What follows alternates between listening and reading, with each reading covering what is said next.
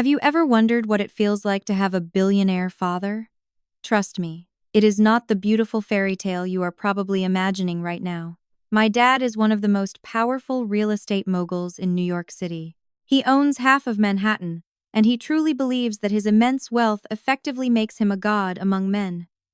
He micromanaged my entire life before I could even walk. He dictated which elite private schools I would attend, which wealthy friends I was allowed to have, which specific career path I would take at his massive company Sterling Estates, and most importantly, which husband I would eventually marry. Hey everyone, my name is Bonnie, and I am 28 years old. If you are watching this video right now, please hit that subscribe button and tell me exactly where you are tuning in from. Drop your city and local time in the comments below, because I honestly read every single one. Now let me take you back to how this massive family conflict officially started. When I was a teenager, my father, Arthur Sterling, sat me down and explicitly told me his golden rule. He firmly stated that love is merely a luxury for the poor. In our household, he viewed marriage not as a beautiful union of love, but strictly as a highly calculated business transaction designed to increase our corporate power and social standing. You must always marry for strategy, he would constantly remind me. I spent my entire life feeling completely trapped inside this suffocating gilded cage constructed by his domineering and controlling expectations. However, 6 months ago, I finally decided to completely shatter his rigid rules. I had just escaped a brutally stressful corporate board meeting and found a quiet local coffee shop where absolutely nobody recognized the famous Sterling name. That is exactly where I met Leo Vance. Leo was a humble and incredibly kind-hearted mechanic who successfully ran a small auto repair shop over in Queens. He frequently had actual dark motor grease under his fingernails and always wore faded, comfortable flannel shirts. He was completely detached from the shallow elite world that I grew up in.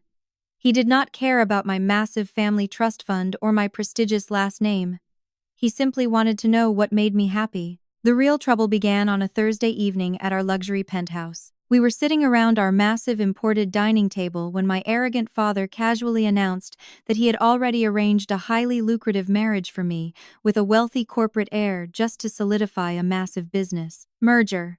My heart hammered against my ribs, but I finally gathered the courage to speak my truth. I firmly told him I could not accept his arrangement because I had been happily seeing Leo for the past 6 months. My father was fiercely appalled. His cold voice cut through the silent room, demanding to know what kind of worthless man dared to approach his wealthy daughter without his strict approval. That single terrifying moment perfectly set the stage for a massive and destructive family conflict that would change my entire life forever. Following that terrifying dinner confrontation, my father Arthur was completely unwilling to lose his strict control over my highly strategic future. Just 3 days after I mentioned the name of the man I loved, he immediately hired the absolute best private investigator in the entire city to secretly dig into his background. My arrogant father fully expected to uncover massive financial debts, dark scandals, or some kind of hidden agenda. Instead, the highly paid investigator found absolutely nothing suspicious because Leo had been incredibly careful. The confidential files simply concluded that Leo was a completely unremarkable man who owned a modest one-bedroom apartment in Queens and made a very humble living fixing cars at his small custom garage. I was quickly summoned to the intimidating corner office of my father located on the 42nd floor. The massive suite, with its expensive artwork and panoramic view of the financial district, was specifically designed to intimidate everyone who walked inside. A thick manila folder sat right in the middle of his desk. My father tossed the investigative file across the table and looked at me with a terrifying mixture of pity and pure disgust. He cruelly referred to the man I deeply loved as a pathetic grease monkey. He firmly told me that good men like Leo do not build empires, but instead they inevitably get swallowed by them.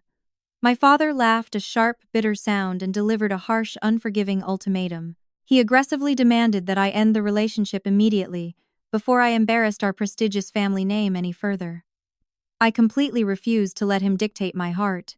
I left the folder right on his desk and boldly walked out of his office without a second glance or another word. Shortly after that terrible confrontation, Leo proposed to me on a beautiful Sunday morning. We were standing in his tiny but absolutely spotless apartment while he made us breakfast. He handed me a velvet box containing a simple, elegant diamond ring that caught the morning light. He looked directly into my eyes and made a profound emotional promise. He quietly told me that he knew he was not what my wealthy family expected and he could not give me luxury penthouses or private jets. But he promised that he would never try to control me, and he would never ever make me feel small. I said yes before he could even finish speaking, knowing that his genuine love was worth more than any corporate empire. That profound promise from Leo gave me all the strength I needed to face the impending storm. When my father Arthur finally realized that I was actually going through with the wedding, he launched a ruthless and highly calculated financial siege to force me into immediate submission. The very first devastating strike occurred just a few days later, while I was happily trying on my dream wedding dress at a luxury bridal boutique in the city. I was standing in front of the massive mirrors wearing a beautiful, elegant silk gown, feeling like a true bride for the very first time. But that pure joy was quickly shattered when I walked up to the register to pay. I suffered a deeply humiliating moment in front of the elite boutique staff when every single one of my platinum credit cards was suddenly declined. I called my bank in an absolute panic only to discover that my father had deliberately deactivated all of my accounts without any warning. He had instantly stripped away my entire financial independence, leaving me standing there in a dress I suddenly could not afford. I was completely humiliated and fighting back tears when Leo quickly stepped in to save the day. He reached into his pocket and pulled out a surprisingly thick stack of crisp $100 bills held together by a simple rubber band. He calmly peeled off enough cash to cover the massive deposit. Under normal circumstances, I would have stopped to heavily question exactly why a simple auto mechanic carried such vast amounts of casual cash in his pocket. But in that exact moment, I was way too overwhelmed by the terrifying reality of my situation to examine it closely. I just let him hold me, while my entire privileged world began to collapse. However, the cruel psychological warfare orchestrated by my father rapidly extended far beyond my frozen bank accounts. Within a single week, my entire elite social circle completely vanished into thin air. Lifelong friends that I had known since childhood suddenly stopped returning my phone calls and canceled our lunch dates. They were all desperately afraid of offending the powerful Arthur Sterling and risking the lucrative business ties their own wealthy families had with his real estate empire. It was a painful realization that my friendships always came with a heavy corporate price tag. The ultimate betrayal happened at Sterling Estates, where I had spent years trying to build a respectable career and impress my father.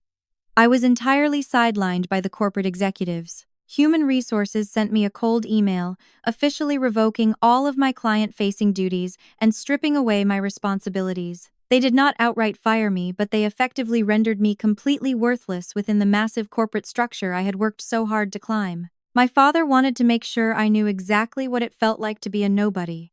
Every single day I walked into the massive glass building of Sterling Estates, the other employees would completely avoid making eye contact with me. The harsh whispers and judgmental stares followed me through every single hallway. I was forced to sit in a tiny, windowless office, doing absolutely nothing, while my father continued to close multi-million-dollar deals just a few floors above me. He was intentionally trying to break my spirit and force me to come crawling back to his gilded cage, begging for his financial forgiveness. But he severely underestimated my deep love for Leo and my burning desire to finally be free from his toxic control. My father thought his cruel psychological warfare at the office would finally break me. Instead, it only pushed me further away. Leo and I had recently rented a modest apartment in Brooklyn just to escape his suffocating shadow. It was a simple place with creaky hardwood floors, but it was ours. However, my father was completely refusing to accept defeat. Just one single week before our wedding day, Arthur unexpectedly appeared at our front door. Seeing him standing in our small Brooklyn hallway wearing his custom-tailored suit looked entirely out of place. He walked inside, looking around our humble living room as if it were a disease. He did not even bother to say hello. Instead, he reached directly into his expensive jacket, pulled out his checkbook, and offered me a staggering $5 million right there on the spot. He told me to take the money, cancel the marriage, and return to my elite life where I belonged. I stared at the blank check, realizing that he truly believed every single person in the world had a price tag. I looked him dead in the eye and firmly declared that I was not for sale. His face immediately twisted with pure, vicious anger. He aggressively warned me that I was making a massive mistake and that I would eventually lose absolutely everything. He threatened to strip away my entire inheritance, cut off my trust fund, and permanently erase me from the precious Sterling family name. Before he could shout another word, Leo calmly intervened. He did not yell or lose his temper. Instead, Leo stepped forward and told my father to leave our home with a cold, unbothered confidence that momentarily rattled the powerful billionaire. My father sneered at Leo, but he turned around and walked out, leaving behind a chilling promise that we would highly regret this. Unfortunately, Arthur was far from finished with his malicious games. Leo and I had carefully planned a beautiful, intimate, and meaningful wedding at a cozy local restaurant. We only invited 50 of our absolute closest friends and loyal colleagues. However, on the day of the ceremony, we arrived at the venue and were completely paralyzed by what we saw. My father had maliciously hijacked our entire wedding. We walked in to discover that he had packed the room with 250 uninvited VIP guests. The restaurant was overflowing with powerful politicians, wealthy socialites, and aggressive media reporters holding cameras. My father had deliberately transformed my special intimate day into a massive, highly public theatrical stage. He wanted to make absolutely sure that my impending punishment and public humiliation would be witnessed by the most influential people in all of Manhattan. My father had carefully set his massive theatrical stage, and he waited patiently until the very end of our ceremony to drop his destructive bomb. Leo and I had just finished exchanging our heartfelt vows, trying our absolute best to ignore the heavy, suffocating chaos my father had maliciously created around us. For one brief, beautiful moment, when the officiant officially pronounced us husband and wife, I felt genuinely happy. But immediately after we kissed, the true depth of Arthur and his calculated cruelty was finally unleashed on the crowd. Commanding the complete attention of the 300 VIP attendees, my father proudly stood up from his front row seat. Holding a glass of expensive vintage champagne, he tapped it loudly and announced that he would like to deliver a formal toast to his daughter and her brand new husband. However, as he began speaking, it became terrifyingly clear to everyone that this was not a celebratory toast at all. It was a brutal and highly calculated public execution. Pacing the floor of the venue like a predator, my father loudly degraded Leo in front of the entire elite audience. He aggressively called the man I loved a pathetic parasite with completely empty pockets. He told the silent room that Leo was just a simple, lowly mechanic who had absolutely nothing of value to offer a wealthy daughter. Then, my father turned his vicious attention directly to me. Right in front of the flashing media cameras and the gasping elite crowd, Arthur formally and aggressively disowned me. His voice hardened into absolute steel as he proudly announced to all the influential guests that I was permanently stripped of my massive inheritance. He explicitly declared that I was totally cut off from my family trust fund and effectively erased from the precious Sterling family legacy forever. He wanted to make sure every single business partner in the room knew I was worthless. He smiled maliciously at me, raising his expensive glass one last time, and coldly told me to deeply enjoy my newly chosen life of complete poverty. The silence that followed his cruel speech was absolutely deafening. The wealthy guests simply waited for me to shatter. But instead of crumbling under the intense public humiliation, Leo slowly rose to his feet. Remaining incredibly calm and completely unfazed by the aggressive theatrical display, Leo looked directly into the cold, arrogant eyes of Arthur. My husband did not yell or act defensively. Instead, his voice was steady and clear as he politely thanked my father for his unique blessing. He quietly informed his completely stunned father-in-law that true wealth in this world is never actually measured in bank accounts. Leo smiled a small, private, knowing smile and firmly told Arthur that we absolutely did not need the sterling fortune to build a beautiful life together, leaving my father standing there utterly confused by his unbreakable confidence. My father had just finished his cruel performance, but I completely refused to be the tragic, weeping victim he desperately wanted me to be. I took the microphone from the stand and turned to face the 300 silent and deeply uncomfortable guests. They were all waiting for me to crumble, but I finally found my strength. I courageously called out my father and his incredibly toxic belief that love was merely a calculated financial transaction and our family was nothing more than a strategic business arrangement. I looked at the crowd of influential socialites and corporate investors and proudly declared that I actively chose to be loved for who I truly was, not for my massive net worth. I firmly told the room that if anyone came just to watch a public tragedy, they should walk out the door right now. But I openly invited anyone who genuinely supported our marriage to stay and actually celebrate with us.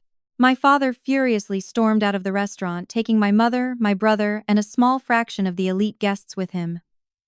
The heavy, suffocating atmosphere immediately lifted the second the door closed behind him. The DJ started playing music, and our hijacked wedding beautifully evolved back into a genuine and joyous celebration filled with real laughter and loyal friends. However, the harsh reality of my brand new life hit me incredibly hard right after our honeymoon period ended. I was determined to build a successful career on my own merits, so I meticulously applied to dozens of marketing positions across the entire city.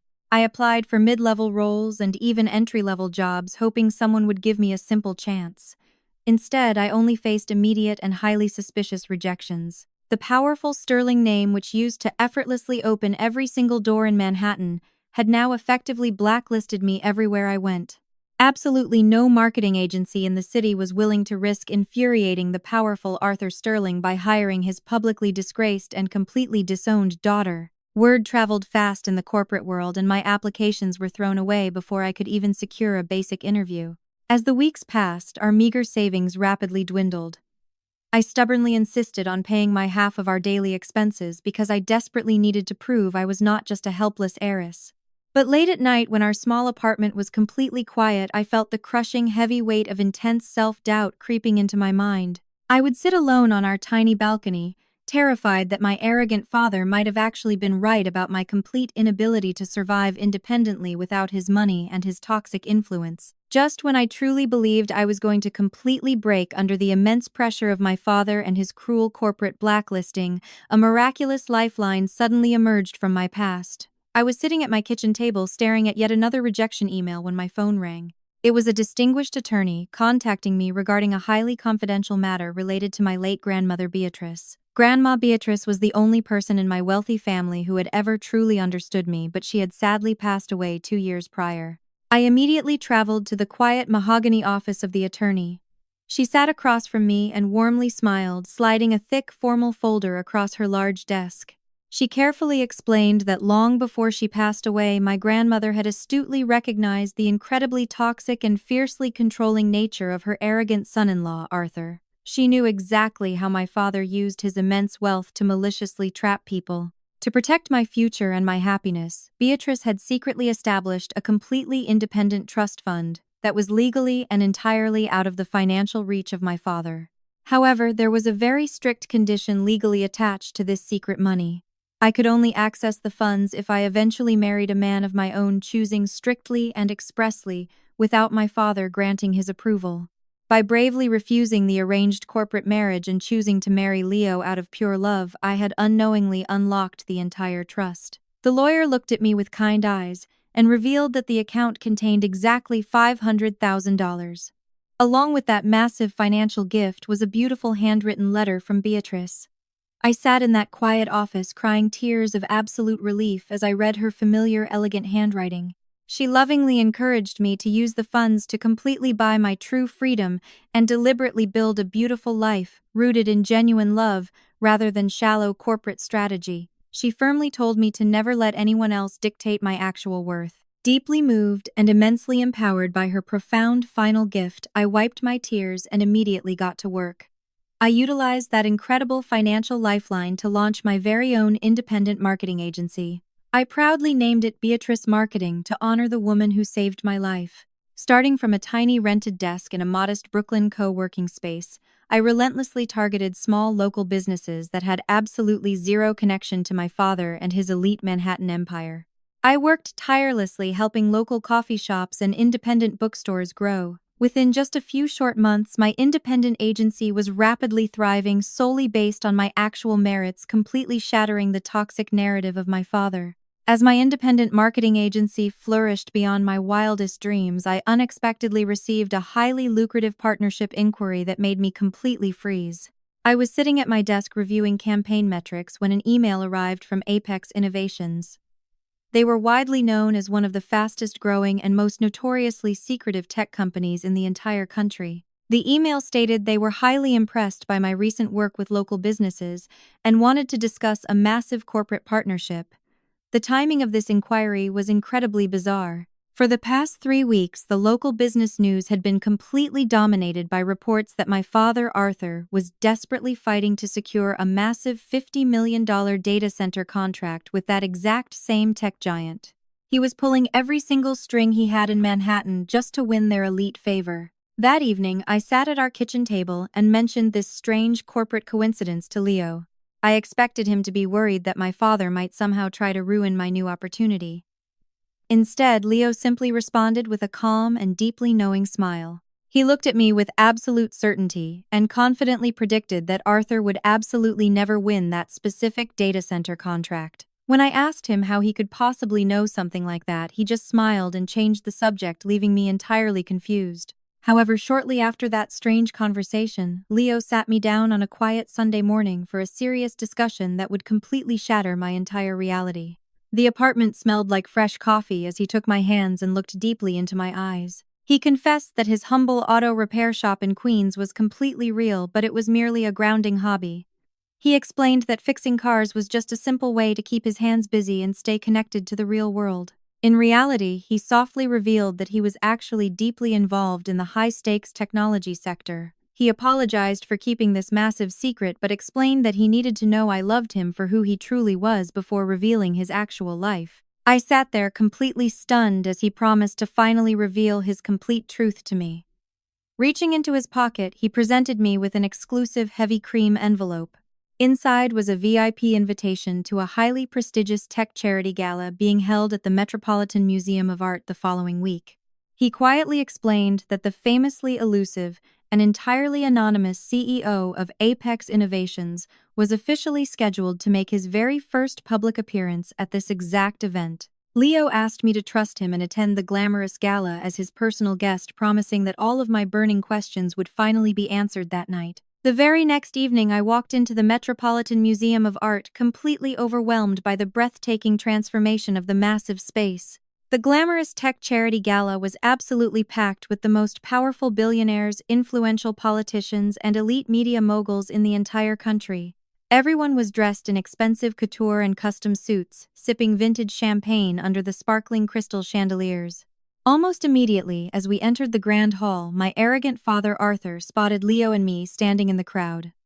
True to his incredibly cruel nature, he did not hesitate to aggressively approach us. He walked over with a smug, condescending smirk on his face, laughing loudly and cruelly mocking Leo right in front of the surrounding wealthy guests. He maliciously joked that the museum security team had accidentally let the hired help crash the elite VIP event. My father then proudly puffed out his chest and smugly boasted about his highly anticipated upcoming private meeting with the elusive executive of Apex Innovations. He confidently declared that he was about to secure the massive $50 million data center contract that would cement his real estate legacy forever. Leo simply stood there, looking at my father with a calm, unsettling silence, and let him boast. Moments later, the massive hall went entirely dark and a sudden hush fell over the elite crowd. The master of ceremonies stepped onto the brightly lit main stage to officially introduce the brilliant and notoriously mysterious founder of the massive tech empire. The announcer proudly stated that this visionary leader had single-handedly revolutionized the global technology sector and was finally making his very first public appearance. The crowd immediately erupted into thunderous applause, eager to finally see the face behind the massive company.